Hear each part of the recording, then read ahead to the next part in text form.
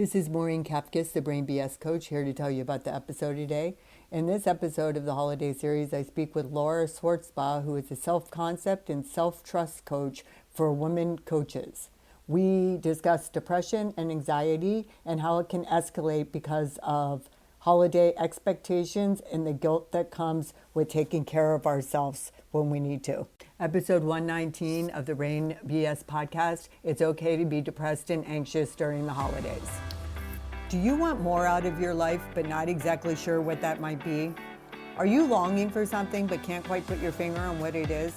That is the universe speaking to you, and it is time to listen up. I'm your host, Maureen Kafkas, the Brain BS coach. I created the Brain BS podcast to help people define what success means to them and show them how to get it. I help you to let go of fear and doubt and prepare your nervous system for success. I show you how to understand your own energy and to trust yourself to make all the decisions. If you are ready to go inward and stop looking outside yourself for all the answers, this is the podcast for you. Now let's get started. Hello and welcome back to the Brain BS podcast in my holiday series. I have a very good friend here with me today, Laura Swartzbaugh, and I'm going to let her introduce herself in a moment. But what I just wanted to share was that I'm trying to figure out what are some things that people really struggle with at the holidays. And I think all of us to a degree deal with anxiety and depression, and some of us more so than others. So we kind of want to talk about that today and some of the nuances around it, and just sort of kind of work through it and give you some tips and resources to make the holiday a little bit brighter and better for you. So Laura, why don't you introduce yourself, tell the audience what it is you do and what you want them to know about you. Hey, everybody. I'm so happy to be here with Maureen on this podcast today. And I am a life coach. I am a self-concept and self-trust coach for women coaches. And I help them kind of figure out what they actually want and then create that in their business. And I'm here today because I'm a coach who has anxiety and depression. And Maureen asked me if I could come speak to some of the challenges that come up around the holidays that can make people who are suffering from it and the people that they love and live with them can make it more challenging. Yeah, especially when they're misguided. So this is like, consider yourself a little bit more informed on the topic after you listen to this episode, audience. But the three things that we kind of came up with when we were thinking about what Laura should share was around the difficulties with expectations, the guilt over disappointing other people, and the importance of self-care at the holidays when you're dealing with depression and anxiety. So why don't you just start with expectations, or wherever you want, actually.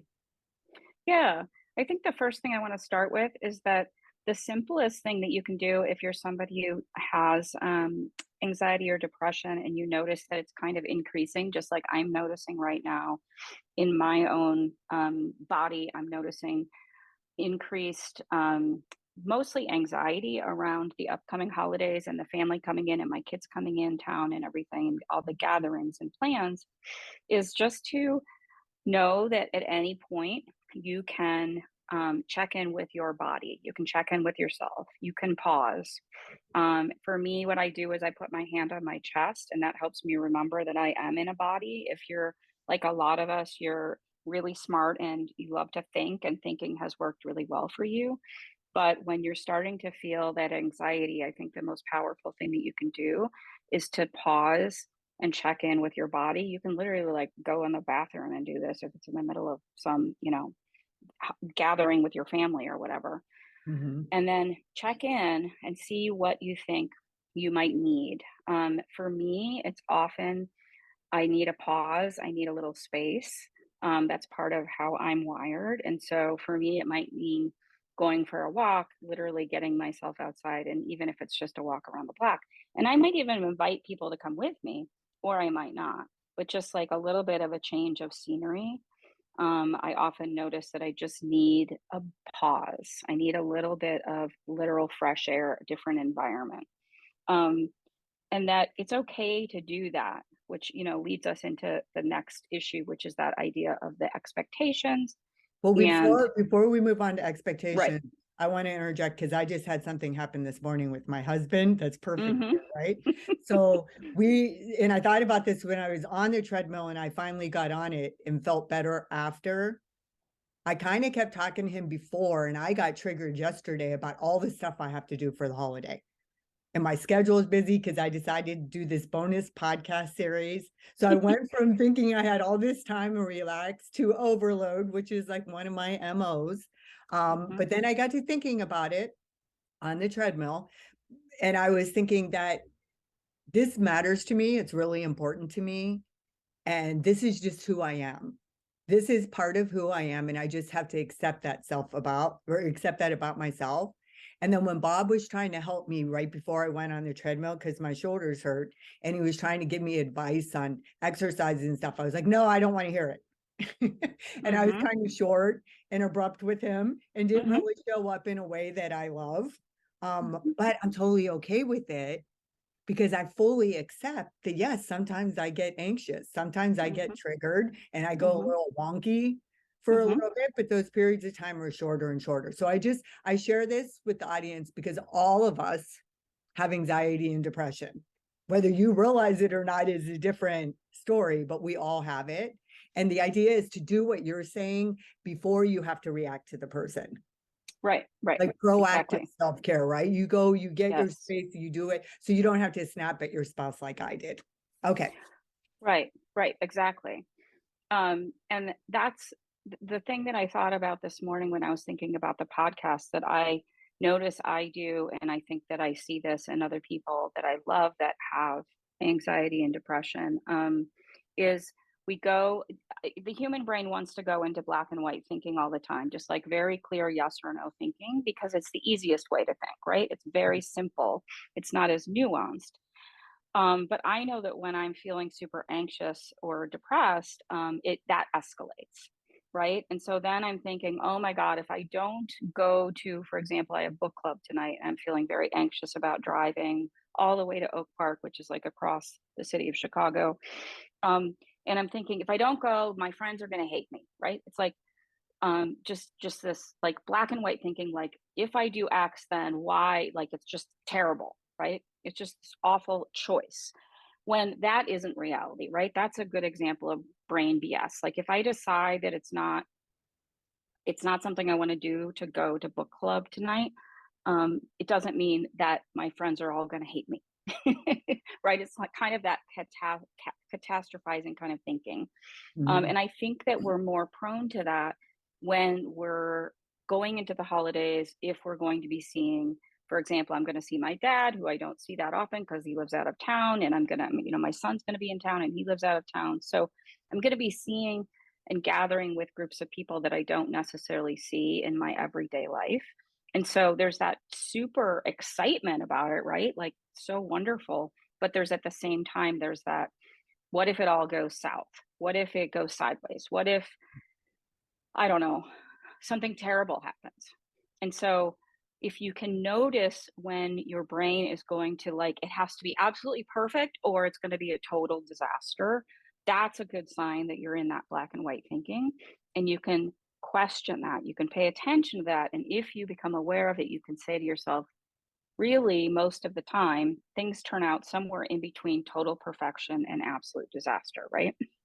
Yeah, and I think it's like this expectation. Like I think when we're in anxiety and depression, we're pretty focused on it's going to go south, but there's that underlying expectation sitting over there that's like right in our face. Like, but if you didn't have anxiety and depression, it would be Right. perfect. And that's bullshit, right? Because it's never going to be perfect, especially when you bring Never. all those people together, all that energy. And I promise you, you are not the only one that's anxious about everybody getting together, Right.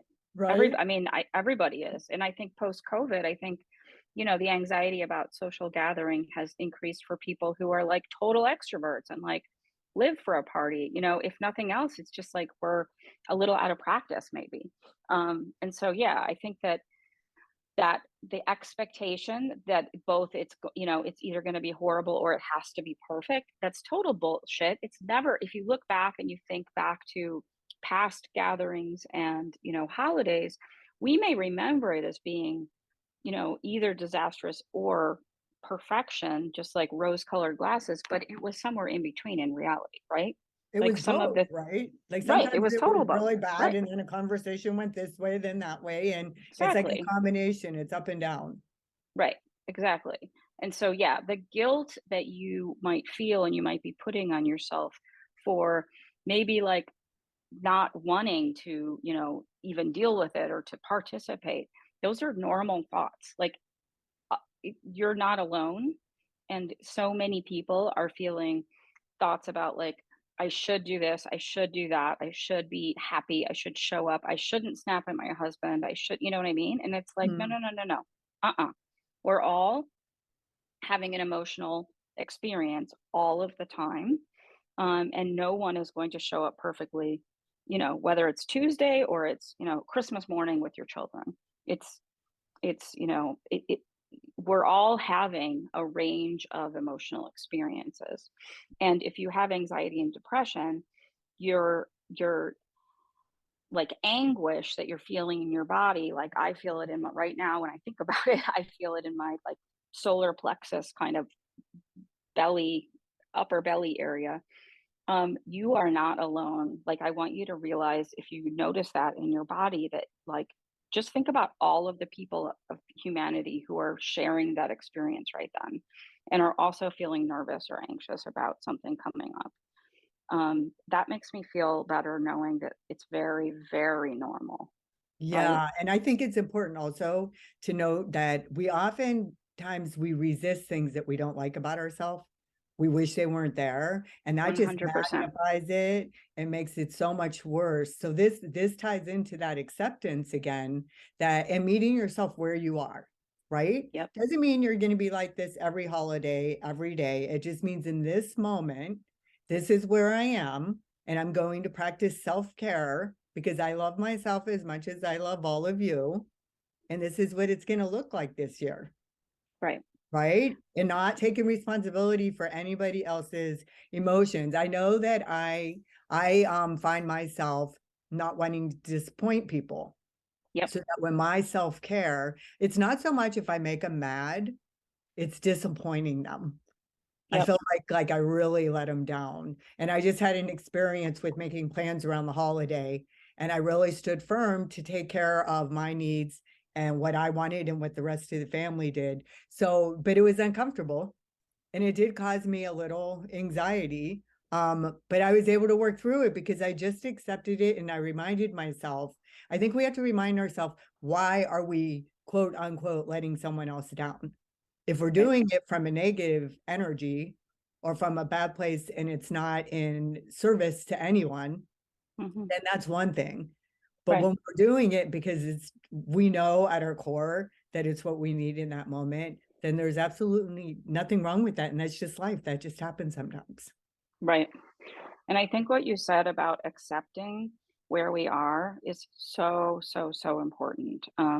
I know that I have struggled with having shame on top of about the depression and anxiety, right? And feeling like, oh my God, I can't be depressed and be a successful coach. I can't be anxious and be a good mom. And like the thoughts that we kind of pile on top, the way we think about our depression and anxiety, if you have guilt and shame on about it on top of it, it really just makes it so much worse. And I know for me, the reason why I resist that, I mean, first of all, it just doesn't necessarily, it's not something that we celebrate in our culture, right? We're not like, ooh, mental illness, awesome, even though so many of us are suffering from it, Yeah. right? It's not nearly as taboo as it used to be, but it's still not necessarily something that's just super comfortable for people to talk about and acknowledge. But when we are resisting accepting that, maybe like for me, if I'm noticing, even this morning I noticed that I was feeling anxious. I was going to see a new therapist this morning and I was super anxious and having all the thoughts, right? I hope I absolutely love her and she's totally perfect. What if I absolutely hate her, right? Black and white thinking showing up again. um, I just paused and I literally got down on the floor and I did some breathing exercises. And for me to be able to do that, this is why I think it's so important. Getting to my point here, this is why I think it's so important to accept where we are and meet ourselves where we are at, if we're resisting it, if we're trying to pretend it's not there, we're much less likely to then be able to take the step of self-care, right? But if I can Yes. say, "Oh, I'm feeling really anxious right now," and what I know works for me because I've done lots of experiments and I know one of the things that works is if I get down on the floor for just a couple of minutes and do some deep breaths, that's going to feel better. Or for me, walking, literally walking around the block, like a 5-minute walk. There are things that I know instantly will make me feel better that have to do with how I'm like being in my body and that aren't eating, which used to be my go-to, which usually doesn't make me feel better in the end, right? Right. Or Um, drinking. Right? or A lot of drinking people for do sure. eating and drinking. But Absolutely. you brought something else up that I think is important because if somebody suffers from anxiety and depression and they're getting professional care for that and the family knows Hmm. about it, Hmm. that's its own set of challenges. But what about all the people that tried to hide their anxiety and depression? They try to Right. show up with their family that they don't see all the time, and they try to act like everything's okay. Yep. Those are the people that end up getting into the fights at the holidays, right? The people are Right. like squashing things down and trying to hide it and not let people know. So it's really hard to be vulnerable and to be open and honest.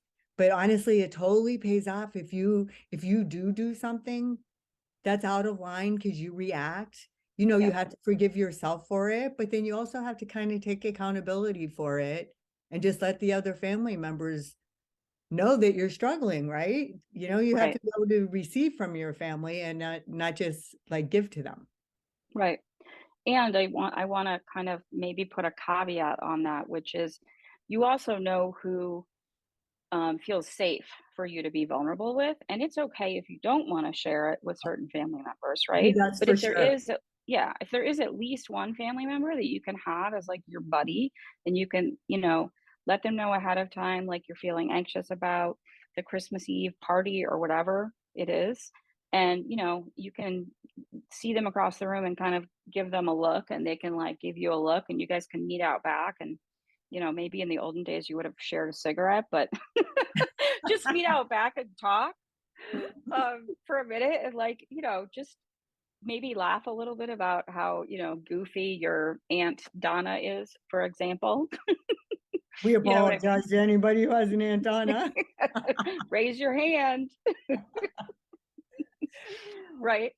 But yeah, so just like knowing who feels safe to share your vulnerability with and not feeling like you have to tell everybody. But yes, absolutely being able to lean on, my siblings are just super helpful in that regard when we all get together. It's just super helpful that they know where I'm at and that I, might be struggling, and that I know that, we can kind of what we often use as humor as like the release in terms of getting through maybe an evening that feels like it's going on too long or it's getting too weird.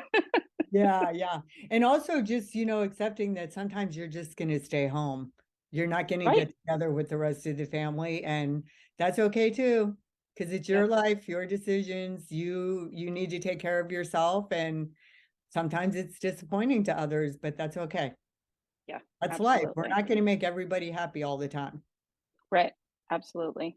Yeah. So is And one there of any resources that you have or anything you want to offer the audience around that? Yeah, two things really practical. One is for me, it really helps for me to decide about drinking and eating ahead of time and even write it down and tell myself, like, I'm going to have one drink and I'm going to enjoy it, but that's all I'm going to do just because I know that alcohol can make my depression worse. So, making a plan for how you want to deal with food and drink if it's something that you rely on when you're feeling particularly emotional or upset or down. And I just forgot the second one I love the tapping solution app. I'm not an affiliate. I don't get any money for this. I should because I recommend it so much, but it's tapping, like you've seen people maybe tapping on their eyebrows and under their eyes. It's a technique it's really, really rigorously studied and has been used with military vets to deal with PTSD. But in like 10 minutes, it'll lead you through what to do on the app. It's a free app. It really, really can help process some emotion, and it has been just like a lifesaver for me, and it's super helpful. Yeah, I love that. I just tapped this morning. When I was Mhm. getting anxious, I went, I did the Mhm. treadmill, then I went in and I did a 20-minute meditation, and then I tapped. And then I was like, Mhm. okay. And it Yep. was like it was all gone for the moment. Whatever was Yes. there, like I was able to release it and work through it. So I love tapping too. I think it's really, really helpful. And you're saying this app is free, Yeah, the tapping no solution. downside to it, right? It's no, it's amazing. It really is so helpful, and it has you can choose based on, like, what you're feeling in that moment that you wanna kind of you want help working through. Yeah. So I think the last thing I want to touch on with you before we go is about this idea of people, it goes back to expectations, where Mhm. people think that they're supposed to be excited about the holidays, right? Mhm. I mean, Mhm. the truth is, I don't think most people are. I think little kids are because Yeah. the presents are gonna get and stuff.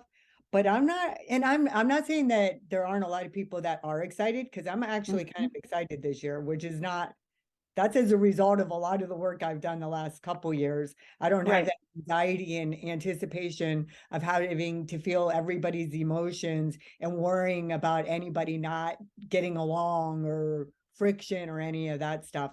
But maybe speak a little bit to how it's okay to not be excited about the holiday. Yeah, absolutely. I think that goes exactly to that expectation that, like, I think that we tend to think that what we see on Instagram or what we see on the advertisements or the billboards or whatever is like reality, when of course it's just a snippet of what it's either, completely fictional or it's a snippet of what somebody's feeling at a given time. And it's totally okay. It's okay to be excited. It's okay to not be excited. It's okay to feel different things on different days or different hours or different minutes. It's really, really normal um, to have to not be excited about the holidays and to be, worried about the holidays. I think it's Yeah, completely normal. I do too. And I just want to I love that you said that sometimes it's not just a snippet, it's actually fictional. Because I Right. recently got together with friends and saw a picture of a family picture and said, "Oh, you guys look like you were having so much fun." We're not having fun at all. In fact, it was a disaster. But on Right. social media, it looked like they were having a great time. And Right. that's like, and who is going to post a picture when everybody's mad or angry or frowning at one another, right? Like we're not going to Right. put that on Yelling. social media. But yeah, that compare and despair. Oh Yeah. gosh, we have to touch on that for a minute because that is Yeah. total bullshit. Because Yeah. I honestly don't think that there's one family out there, if they're in touch with themselves Right. and they're fully aware, that Right. doesn't have both the good and bad when it comes to the holidays. Right. Absolutely. I totally agree. And it's, I think that that social media has made it easier to compare and despair, right? Like it's easy for us to pick up our phone, this astounding piece of technology in our pocket. It's literally at our fingertips, and we can get on there and start looking at what looks like everyone else is having the time of their life. When, right, they're not going to post the argument. They're not going to have a video of the argument they just had with their husband or you know, the rolling of the eyes that they just did behind their father's back, which, I may or may not have been known to do at times, right? They're not going to post a picture of that. Like, think about it. It's just not. It's it's not how we tend to use social media, and that doesn't mean that those people are fake or they're bad people. It's just that we're collecting, we're catching a snippet of something. Literally, like let's all get together and take a photograph because we're all together, and we're all going to smile for the photo, of course, except for our teenagers. We can't get them to smile, right? But right, and then we get in fights about that. But like that's the picture we're going to take is a picture of us all gathered and smiling. And yeah, we are happy to see our family members. There are moments of just like pure joy and love, and just like it just feels so good. But then there's also those moments of like they're driving you absolutely batshit crazy, you Yeah. know. And then there are those like we some of our family members we just don't love, right? There Right. are those Right. people who Yeah. just really don't. And a lot of that goes back to your inner wound from when you're a child of how you learn to cope with things in a family setting. And I learned about myself that I just shut down. Yep. I shut down and I get very cerebral and I just like, there's no chance that anybody's getting in. I'm completely numbed. And then Yeah. that's it. That gets you into that situation where you feel like you should be feeling differently about your family. So there's so Right. many different nuances, but I'm so glad you came on today to talk about it, to normalize it. Yeah. You actually gave me the idea to do like a series of posts on social Oh. media of negative things. Oh, Like things good. when Yeah, they yeah, yeah. happen in my own life, like this morning when I snapped at Bob and was kind of rude. Yeah. Yeah, like kind of sharing that and made me have a challenge with people to to Right. post Like all talk the about negative something stuff around that the went holidays. sideways. Yeah. Exactly. Like share something not to like throw yourself under the bus and say, "Oh, look what a terrible person I am." But just like this is part of our experience. We're all having a human experience. Yes, and we don't have to hide it. Right. And we don't have to hide it. Well, thank you for being here. I really appreciate it. And audience, I know you learned something valuable here today. See you next episode. Thanks for being here and learning about Brain BS. I hope you enjoyed listening to the episode as much as I enjoyed creating it for you. If you did, please take a little time to do a quick review, give me 5 stars, and share it with everyone you know. If you're actually interested in being on the podcast yourself or have questions about it, you can find me in the Brain BS podcast community on Facebook. See you next time.